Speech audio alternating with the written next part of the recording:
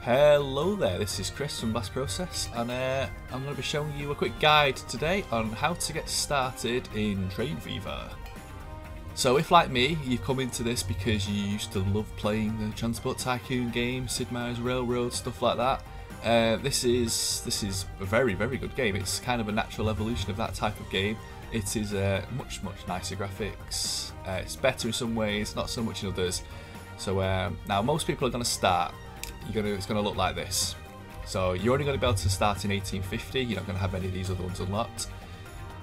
Difficulty, for now I'm going to leave it on easy. I'm going to put the terrain down to flat. It's just going to make things easier. World size, to be honest, it's all about your computer's capabilities here really. Even a small world is quite large, but I'm just going to show you a small world for now. So I'm going to use random seeds, doesn't really matter. So we'll begin. So for those like me who came in from the Transport Tycoon series will know this is all about trying to, I mean this actually begins earlier than Transport Tycoon. You actually start this game with horse and carts. I mean that's how early it is. So I mean this is good. This little tutorial is quite a good thing to do, but we're going to skip that. So what I'm going to do, this is how you should really begin. So okay, so I'm going to zoom out. I'm going to have a look around. So we've got several cities there, 1, 2, 3, 4, 5, 6, 7. It's about 8 towns there. Let's just pause it for a second, not that it matters. What you're going to want to put on is contour lines. Okay, now what you want to do first, the very first thing you need to do, you need to start getting money rolling in. Now, if you look, we've got a fair amount of money. Not enough to really get a massive empire growing, but enough to build at least one major train line. So you can have a look at the cities. You'll see how much cargo they can take per. I think it's per year. It's actually, I think it's per year, isn't it? Yeah, it's not. It doesn't really explain. And the population. So they're all fairly even at the beginning, roughly 150 to 200 size population. What you want to do is look for not necessarily the biggest one, but one like these two. These two are good. And I'll explain why. So 159 population, 210. The reason these two are good is because if you look at the contour lines, it is totally flat. There's a line all the way through there. That means it's going to be very easy to build a train line between them. So these are the two cities we're going to begin with. So the next thing you want to look at, this one, cargo items supplied, 0 out of 32, 2 out of 25. So this one is getting cargo from somewhere. So the other thing we can put on is cargo. And we should actually, let's just play the game. You should be able to see cargo moving now along the roads. You might have to zoom in. Maybe it's not going to be too obvious at the beginning, but you tend to see it. Even if you've got no buses and no trains or anything like that, you will see cargo moving about on its own. It takes a while sometimes to start going. So we're going to start with this one. This is the largest town. So to get money rolling in quickly, this is how you do it. First thing you want to do is you want to future-proof yourself here. So even though we're not going to build a train line, we're going to get a station put in. It's a passenger line. Now you need to think about where this is going to go. So the obvious place for it to go, you need it somewhere reasonably close to the centre. And I'm going to put 2 lines in just to make things easy. Actually, I'll put 3 lines in just to make things easier for myself. And we're going to place it so that it is like that. Will that go on there? And we're going to come down a bit. I'll explain why in a second. We're going to put it like that. Okay, so even though we're not going to build a train line to begin with, it's there, and we'll see now in a second. So what we're going to do is we're going to get a bus route. The buses are actually, well, I say buses, it's going to be a horse and cart. You can see there are no people walk everywhere. That's how they get to work. Now, so this is how you want to see. You want land use. Now, the different colours. You got residential, green, industrial, commercial, and leisure. People live here and they work here. So you need to provide them a way of getting from their houses to work and then back again. Very simple. And then these are in between. So with a town like this, the first thing you're going to do is select the road. Yeah, just ignore that for now. And we're going to rebuild all these roads. We're going to get them all connected. Yeah, not brilliant looking, but it's good enough. I'm going to get all these connected. I'm going to the station.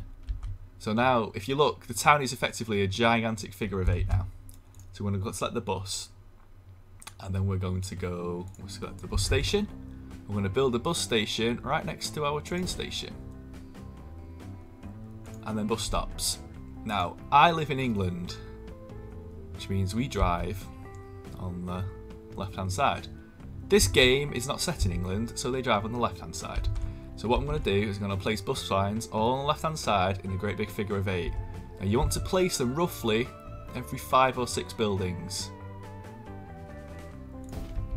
So we're going to go one there. Going to go one there. One there. One there. One there, one there, and then we're going to come back this way.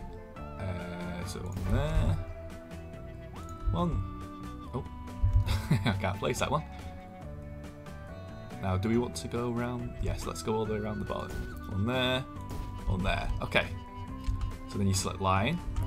You want to create a new line. So the first one, you click on that, and then you basically go the route that you've just created, selecting each station in turn, like that. And then we are going to need a building to actually build buses. Now, for a city this size, I would say you're going to need about 4 buses. So it's stagecoach, as you can see. So we're going to 1, 2, 3, 4, and then we're going to go set line all, line 1. So we now have 4 buses. These are going to bring in constant income. It's going to be pretty reliable income, and it's going to keep coming in all the time, no matter how bad things get for you in the long run. But also, this is going to future-proof this town, as this town is now connected. Because more importantly, once we start getting things coming through this train station, people who live up there are going to be able to get to the train station using our bus route, and we're going to get paid twice. Once for them to arrive at the station, and once to use it. So that is basically how you get going in this game. It's a very simple route, and I would suggest at the very least, every time you move into a city, whether it's to connect it with the train line, with the freight line, whatever, repeat this step in every city. Now that one obviously looks a little bit like an hourglass, so it's kind of naturally gonna fall into a figure of 8 pattern. This one, I would probably go with a circle in this one, just to make it easy for yourself. This one is probably only going to need a one-way train link.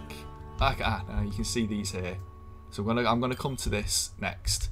So and we can see it's just coming through. Now it's going to take a while for this. Oh, we're already making money off it. You'll see each one of these coaches is gonna, every now and then you'll have to pay upkeep, but then every time you drop a passenger off, you'll get money back. So over time, I can guarantee though, this route is always going to make you money. It's not going to be a lot, but it will always make you money.